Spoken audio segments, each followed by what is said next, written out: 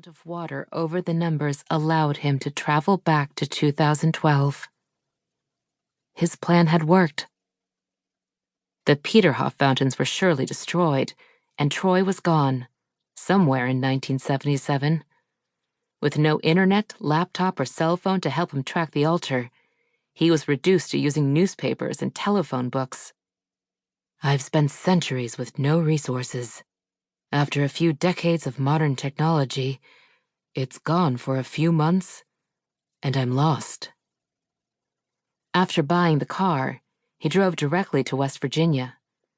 If Troy wants to attack, it'll be Laurel. Rome's mother, only 5 years old in 1977, proved too difficult to find. He had no idea what her maiden name was or where she was born. He hoped Troy had the same limited information. Julie Henry, or Julie Miller, her name when he had met her, was gone. Gone as if she had never existed. The motel that they shared held no record of their check-in or out. When he used 28 cents to call his father-in-law from a payphone, he was met with confusion. Mr. Miller had no daughter named Julie. As if she never existed. Does Rome remember me? Did I cease to exist as well? The possibility was sickening. His only comfort was telling himself that she was safe at home. For all that he knew, Troy had traveled back to his world. He described a parallel universe, a world that would singularly exist when Rome died. Rome, or their child. He had been unable to resist the prophecy, the timeless pull that brought them together throughout the centuries. She was so young, only 17, and he spent each night hating himself for leaving her alone. She could be pregnant, he thought, turning into the gravelly excuse for a driveway, for where he now called home. The white clapboard house was dingy, rented out by the month, and Wes knew that the only way he would survive losing her again was to wait, once more, for her to be born. The headache that had nagged him all day came on full force. He couldn't bear the thought of waiting more than 35 years to be with her, knowing that she was just through the fountain and could be carrying his child. She could be with Logan. The thought of Logan's hands on her made him slam the front door and reach for another cigarette.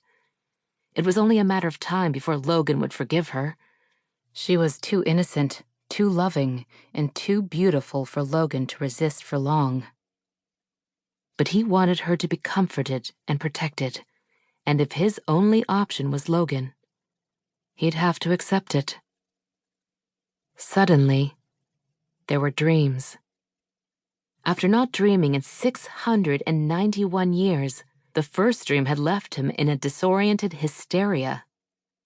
Every night, he dreamt of the same place, the same unfamiliar land. A strange castle, surrounded by ice, so clear that the body of frozen water appeared to be a mirror to the sky. He was an omniscient onlooker, always with a bird's-eye view. The castle was perched high on a cliff, surrounded by an incline of almost 90 degrees. Archaic tracks, like those on a railroad, led from the high castle to the land below. Asher, his adopted father and mentor, moved around the frozen tundra, chipping away at the ice with his bloodied hands.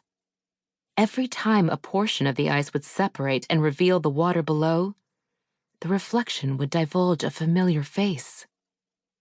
The first face to appear in the water was Rome's. Parallel universe. Troy's words had him breaking apart the dreams, trying to determine what he was observing. If they all had existed in another world, in another time and place, why was Troy the only one who could remember? He brushed his thumb across the numbers, and then back again. The numbers, reversed, had sent them to Russia.